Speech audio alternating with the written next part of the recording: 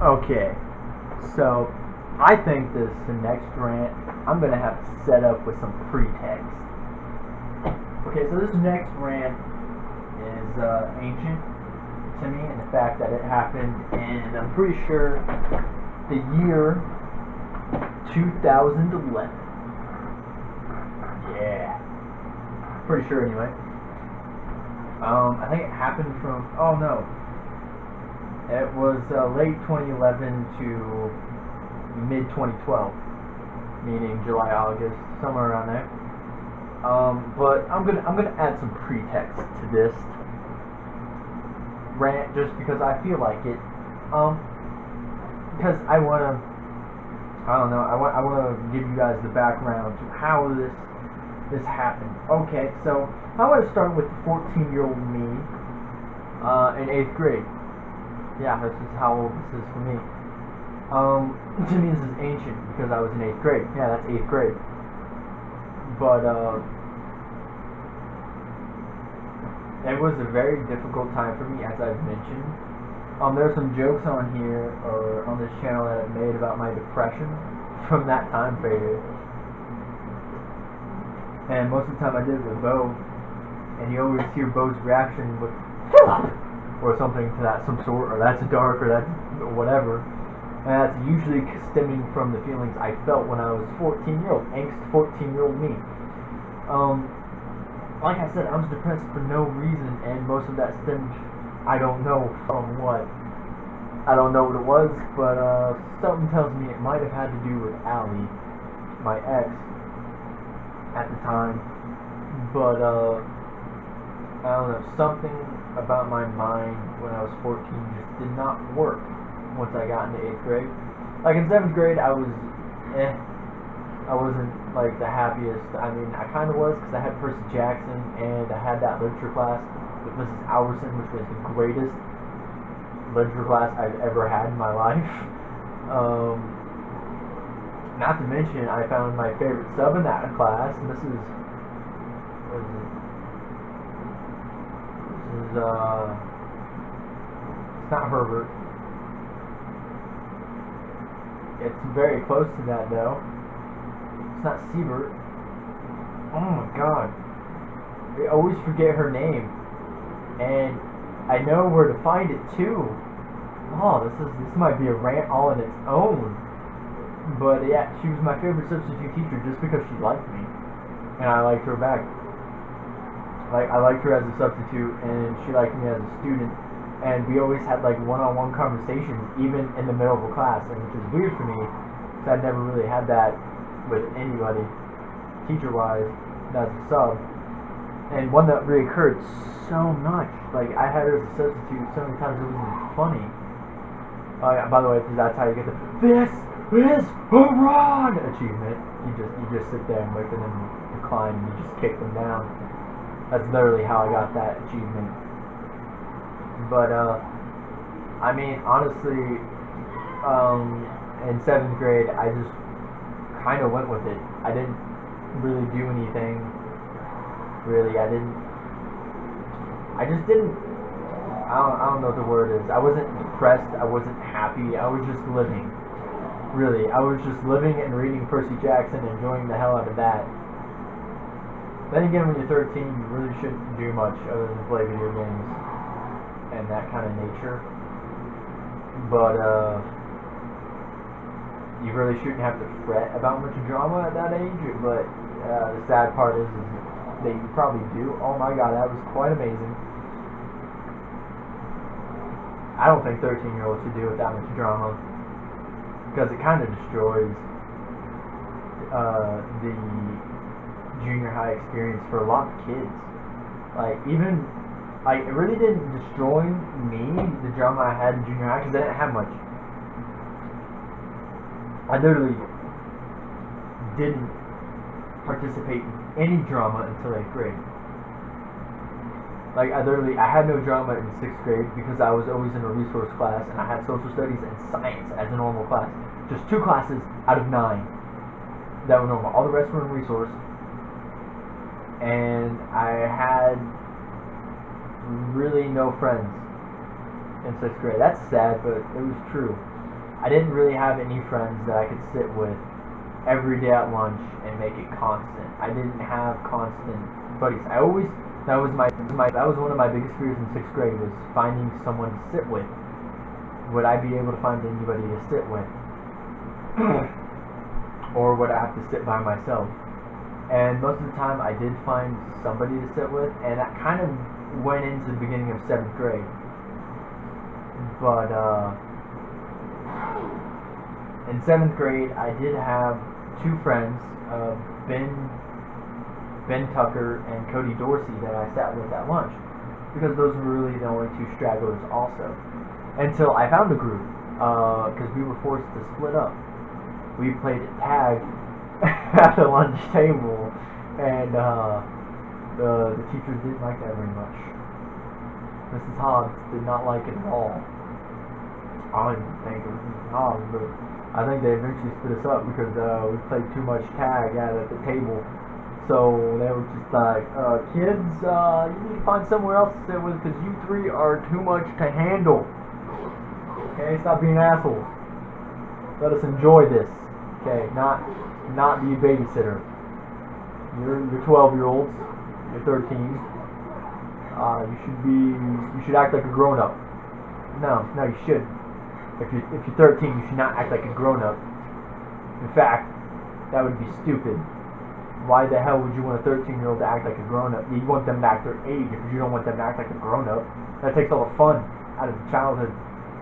I don't want to destroy their childhood. Stop it. But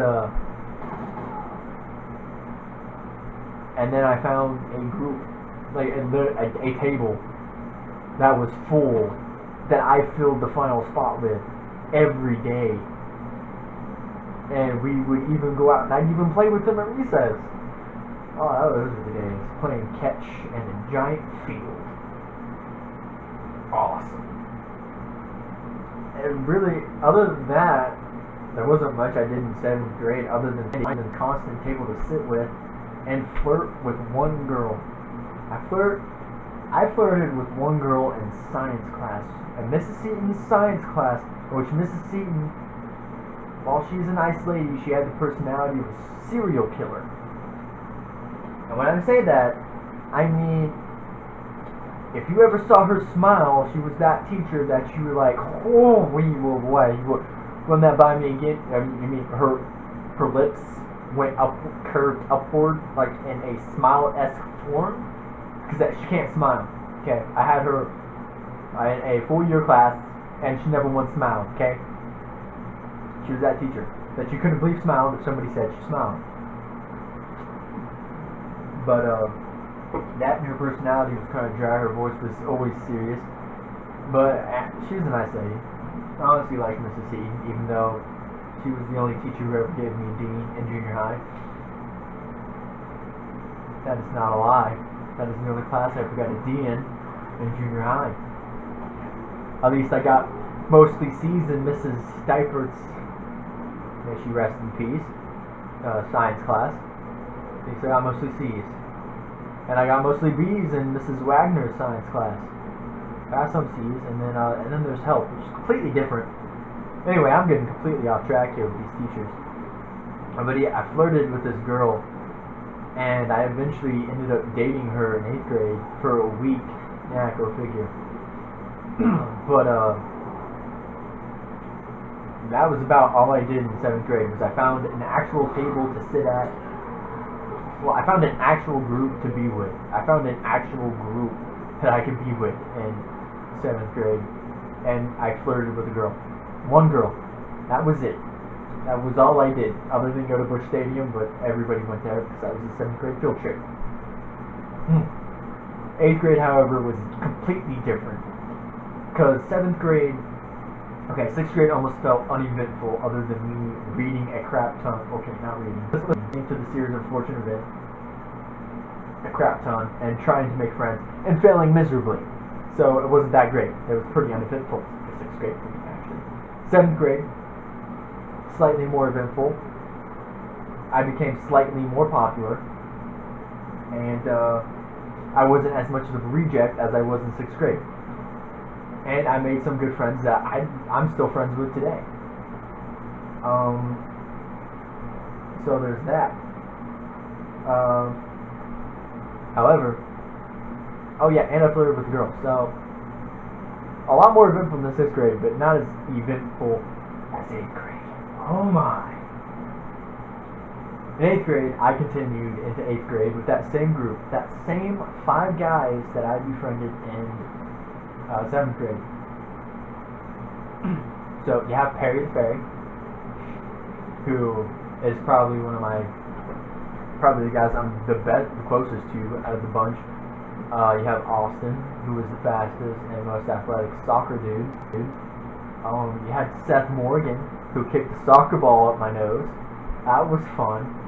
It was probably one of the most painful experiences I've ever had, but yeah, I say that even though I'm a guy who's hit a semi, busted my chin open and all that, but yeah, getting a soccer ball kicked up your nose, that hurts a lot too. Don't underestimate that. Plus, he wasn't even that far away from me. He was like 10 feet away from me. And he kicked it really hard. And then there was Blake Harbor. So you had us, and then we were just like guys who had a football and we just play catch. We were those kids. Like nobody else did that. And then we had stragglers come and go. Like people would come and join us and then they'd leave. Like we didn't have, like there was the 5 of us who were the constant. Like we were always there no matter what. And then you had people come and go. Like people came in and joined one day and then they wouldn't be there the next, or they wouldn't be there ever again. And then you had some people who'd come like and do it like a couple times and then just never do it. There's only one other person who probably became more of a fixture, or became more of a fixture than others, and that was Tyler Wilson. But Tyler's a great guy. I mean, we all were. We all had our asshole moments. We were all assholes at some point. We all have our egotistical moments, but none of us are really all that bad people. And then I met Allie. Okay, me and Allie became a thing because 2 of my friends, Haley and Austin, the ones who pretty much turned their backs on me this year and stabbed me in the back, who I still don't hate. I don't hate them, and I don't have any ill feelings toward them. I was mad at them, but that's kind of subsided. I'm not really that mad at them anymore. I'm still hurt by it, but I'm not mad at it anymore. I'm really not. I've been over it for a while, really. I think I've been over it even before Danny broke up with me, but yeah, they came up to me and they were like, "Hey, this girl, she kind of likes you. You want to give her a chance?" And I was like, "Okay. Why not? I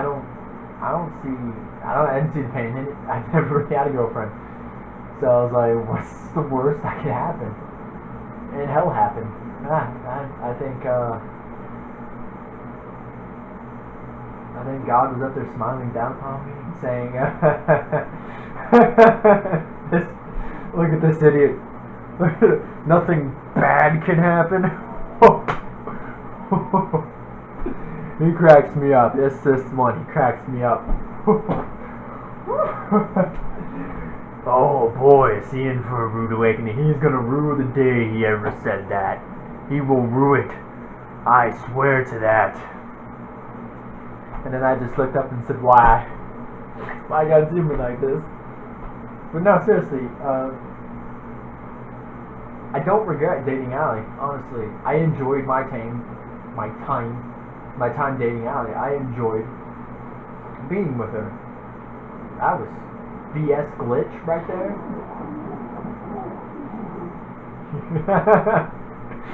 Oh, seeing that still makes me mad. But yeah, I don't regret it.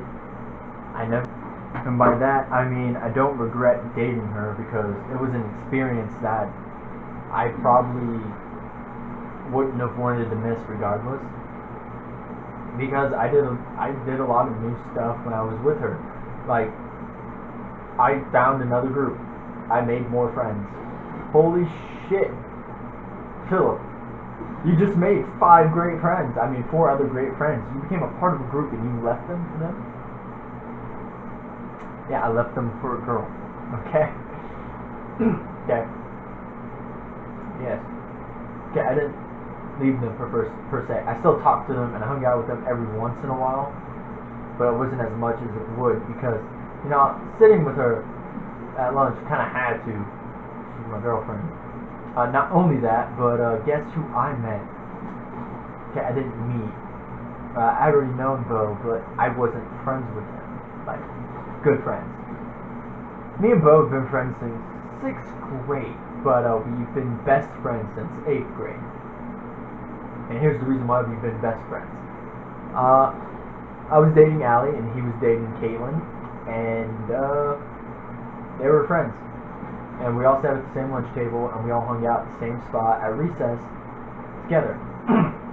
Well, here's the thing.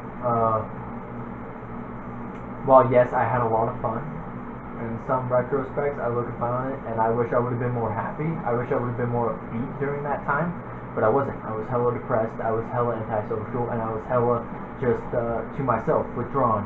I wasn't with the world. I had my moments, but it is what it is.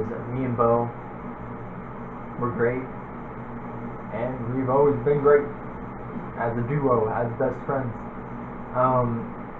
There was a lot of drama that went in with that group. I mean, that group had drama written all over it. With Cheyenne Clark, Caitlin Jacoby, Allie, Carissa there when she was, well, now he's Reese. Well, when he was there, because he left the group, or he left the school, really, because of all the drama and all the hate he was getting, so he went to Vision Way to get away from all of that, which was a shame, because I actually missed having him in biology with me. Wow, that killed me. I really did. I mean, he made biology fun, or he made it fun for me, because I had nobody to talk to in that class, really. There was no other friend I had in that class, but Reese. Then he left me. Thanks, buddy. I'm kidding. I understand why. And I don't have any ill feelings towards him, obviously, because Reese is one of my greatest friends. If I have nobody to talk to, I go to Reese. Why? Because Reese will always be there for me, and I'll always be there for him. That's just how it is. No matter how, I don't know, no matter the circumstances, we'll always be there for each other, and that's what matters most.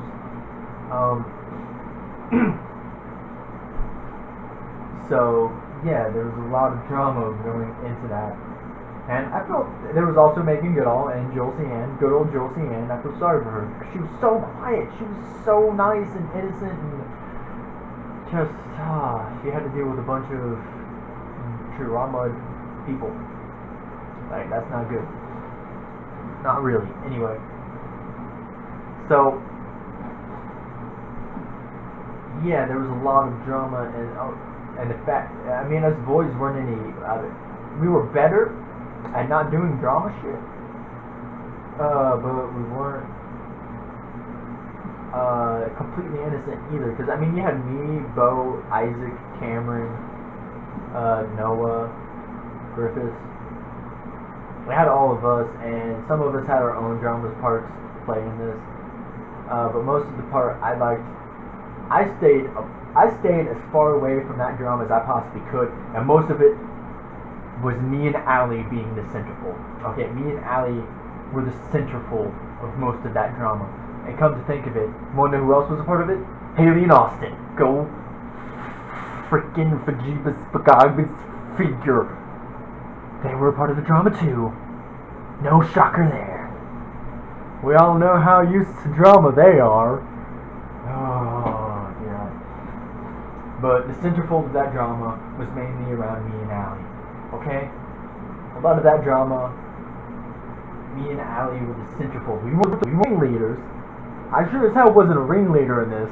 Okay? I didn't want it, but I was pushed into it, and I still ignored it as best as I could. I was still very good at ignoring it, and I still was very great at putting as minimal possible choices into it as I could. I only intervened in this drama when it was absolutely necessary on my part. Like, there were several times. I intervened, and that was mainly because I think it was one night I was hanging out at Allie's, and Cheyenne friended her mom and told her stuff we were doing. Okay, it wasn't anything bad, like drugs or stuff. We were doing some stuff physically. So let your imagination roam on that. Okay, so and I guess Allie being Allie, she told her friends and her gal pals, mainly Tristan, because she told Tristan everything at that point, as when they were best friends. But I guess Cheyenne found out, and well, she friended Allie's mom, and she told her, hoping that Allie's mom would do something to break us up. Well, it didn't really work out, and her mom was much more forgiving than her dad, well, her stepdad, who I'm actually friends with. Not gonna lie to you. As weird as that sounds, yes, I think her stepdad actually likes me. But anyway, I actually liked her parents. They weren't mean to me, and they were at all. I was actually fine with them. They were pretty cool and pretty chill. But yeah, she went around blabbering her mouth hoping they'd break us up, and it just didn't happen. We didn't break up till freshman year, when I actually ended up into the regretting decision. Okay, I regretted being with her in high school, not in junior high. Junior high, it was fine because she was okay. In high school, she became too much to handle, and I became fearful for my life. Okay, here's a key tip: if you ever become fearful to say anything in a relationship, that is a key sign to get the hell out and just never look back. I'm not kidding you. If that ever happens, get the hell out of there and never come back. Honestly, never take them back. Ever. Just don't do it. Don't do what I'm doing either. Especially with dying light. Don't go back up there. You were good the way you were. Never mind. You knew what I was doing. You were good. Now, this is where you need to be. Never mind. I think I died like 6 times. 6 or 7 times at this point. And I'd finally figured out that you can use your grappling hook to get up there, instead of doing that parkour thing that I did the first time to get up there. I know. It's depressing, but that's the truth. But yeah, all this happened, and it was extremely infuriating.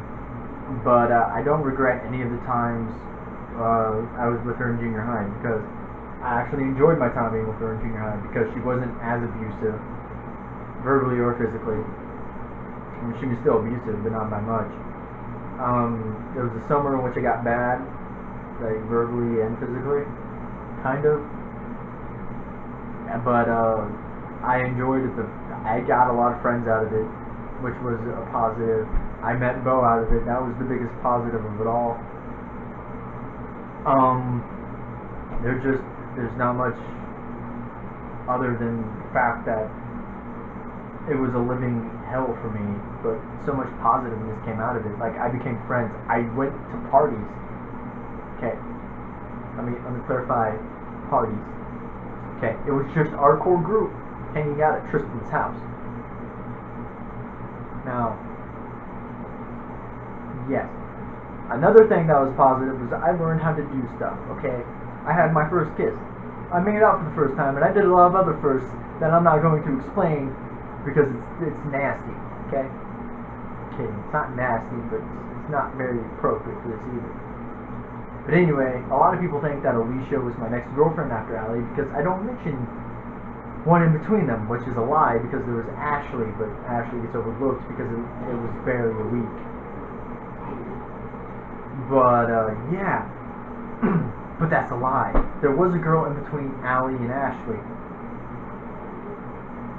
And this is where all the pretext comes up to. This is what I wanted to talk about in the next rant video. Hope y'all enjoyed this video. Give it a like if you liked it. Comment if you will. I enjoy your feedback. Subscribe! That'd be awesome.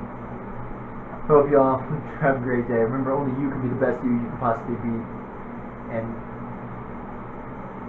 I finally got across that damn bridge. Okay, and I waited till night. I waited till night to jump off this bridge to get that achievement, and I did it. And it was fun, and it was amazing, and I did it free, scot-free of harm. And I came up here because this was the best place to come and just whack zombies around and, well, actually weed them out, really, like getting rid of them. So, you know, I didn't have much to handle, or well, much to deal with. But there was certainly a lot more zombies. I think I made like 2 or 3 trips up here and to weed out. But yeah, I felt amazing getting across that bridge for the first time in a long time. Because you can bet your ass, as soon as I got to this bridge, I did my damnedest to live and survive, because I did not want to do any of that again. Like, I was burnt out on getting to this bridge. Anyway, hope you have a great day. Ta-ta for now.